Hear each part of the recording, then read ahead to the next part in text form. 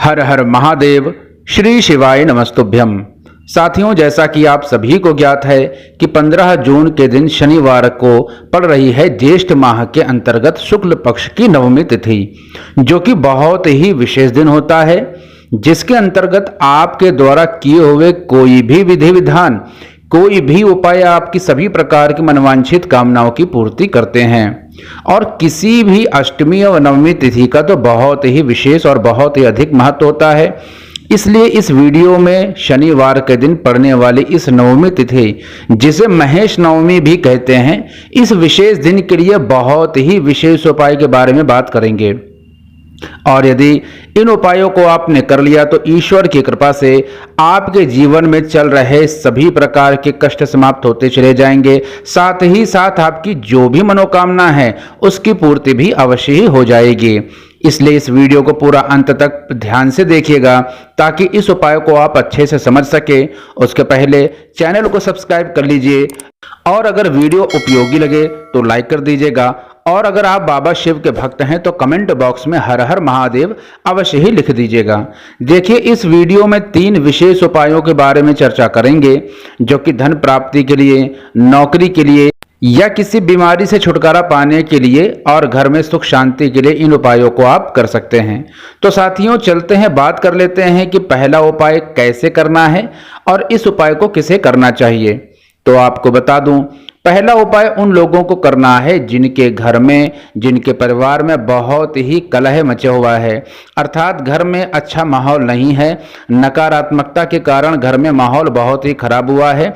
किसी न किसी कारण से घर में आपस में बहस या तनाव की स्थिति बनी रहती है, जिसके कारण मानसिक और शारीरिक कष्ट बना हुआ है।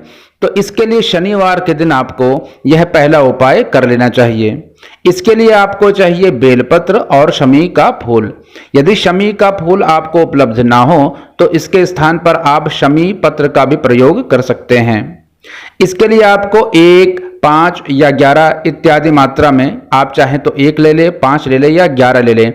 आपके पास उपलब्धता के आधार पर आप बेलपत्र और शमी पत्र या शमी का फूल ले सकते हैं। और आपको फिर अपने घर से तांबे के लोटे में शुद्ध जल ले लेना है और आपको उस प्रातः काल उठ करके स्नान आदि से निवृत्त होने के बाद इन सभी सामग्रियों को लेकर के चले जाना है शिवालय। वहां जाने के बाद सबसे पहले आपको भगवान शिव का जयकारा लगाते हुए मंदिर के मुख्य द्वार पर माथा रखकर, माथा टेक कर आपको मंदिर में प्रवेश करना है और फिर भगवान शिव के समक्ष उत्तर दिशा की ओर मुख करके आपको बैठ जाना है। ध्यान रखिएगा, जिस तरफ से जलाधारी से जल नीचे बहता है उसी तरफ आपको मुख करके बैठ जाना है।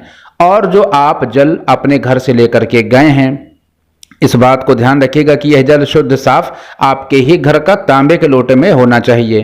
तो आपको इस जल को धीरे धीरे एक धार के माध्यम से संपूर्ण जल भगवान शिव पर समर्पित कर देना है और लगातार ओम नमः शिवाय या श्री शिवाय नमस्तुभ्यम इस मंत्र का आपको जप करते रहना है।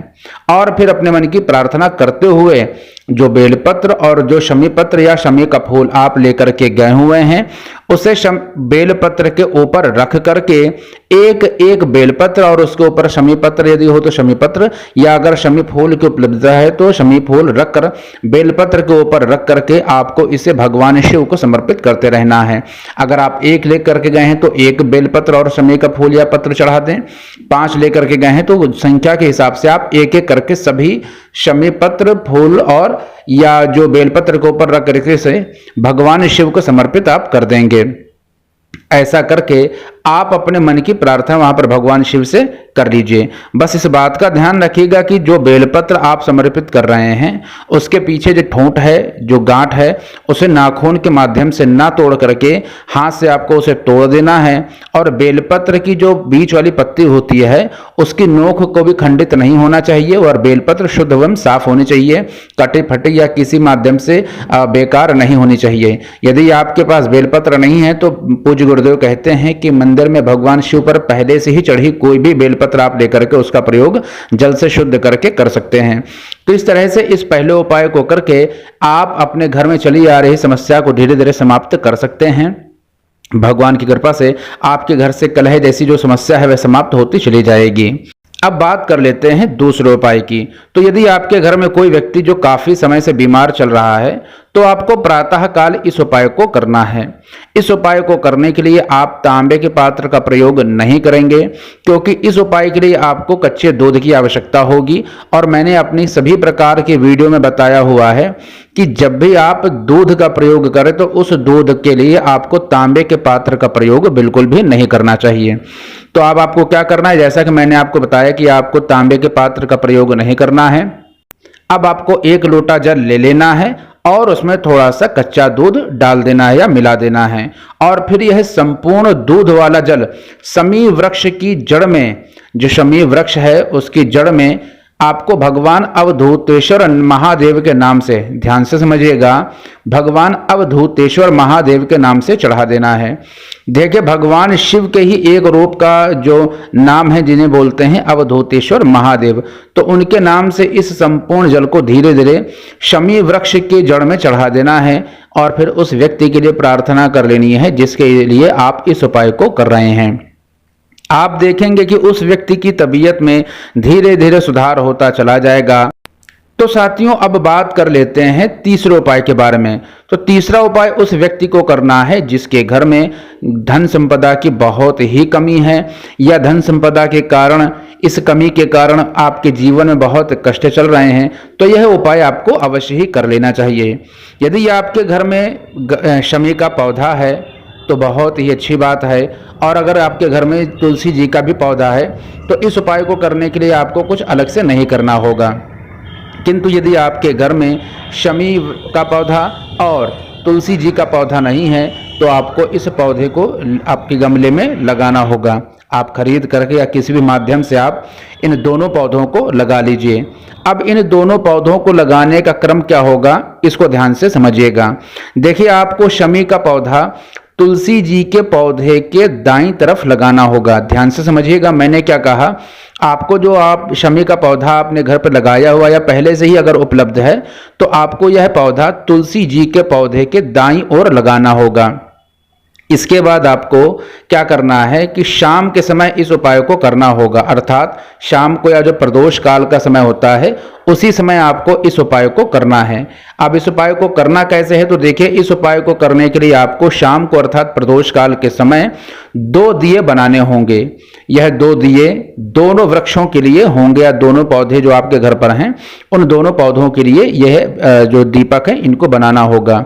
आपको 1 दीपक शुद्ध देशी घी का गोल बाती का बना लेना होगा, और दूसरा दीपक आपको सरसों के शुद्ध तेल से गोल बाती का बना लेना होगा। तो ध्यान से समझिएगा, 1 दीपक को बनाने के लिए आपको घी का प्रयोग और दूसरे के लिए आपको सरसों के तेल का प्रयोग करना है। अब इन दोनों दीपकों को लेकर के आपको 1 दीपक शुद्ध देशी घी का माता तुलसी जी के समक्ष प्रज्वलित कर देना और माता को प्रणाम कर लेना है। दूसरा दीपक आपको शमी पत्र के वृक्ष के नीचे या जो पौधा है उसके नीचे आपको प्रज्वलित कर देना और प्रणाम कर लेना है। और दोनों जगहों पर दिया प्रज्वलित करने के बाद आपको माता लक्ष्मी और भगवान विष्णु का ध्यान कर लेना है, भगवान शिव जी का और माता पार्वती का ध्यान कर लेना है, और यदि आप शनिवार के दिन कर रहे हैं तो भगवान शनिदेव का भी आपको ध्यान कर लेना है। इस तरह से लगातार करते हुए यदि आप इन उपायों को करते हैं तो माता लक्ष्मी आपके घर में शीघ्र ही प्रसन्न होकर के धन संबंधी सभी समस्याओं को समाप्त कर देंगी, और भगवान विष्णु की कृपा से आपके घर में वैभव और शांति का माहौल बनता चला जाएगा। तो इस तरह से इस उपाय को आप करिएगा, आप देखेंगे कि आपके जीवन में बहुत ही सकारात्मक परिवर्तन आपको देखने को मिलेंगे। तो ये 3 बहुत ही विशेष उपाय थे जिन्हें करके आप अपने सभी प्रकार के मनोरथों को पूरा कर सकते हैं। तो इन उपायों को आप अवश्य करिएगा और अपने जीवन को सफल बनाइएगा। हर हर महादेव। श्री शिवाय नमस्तुभ्यम।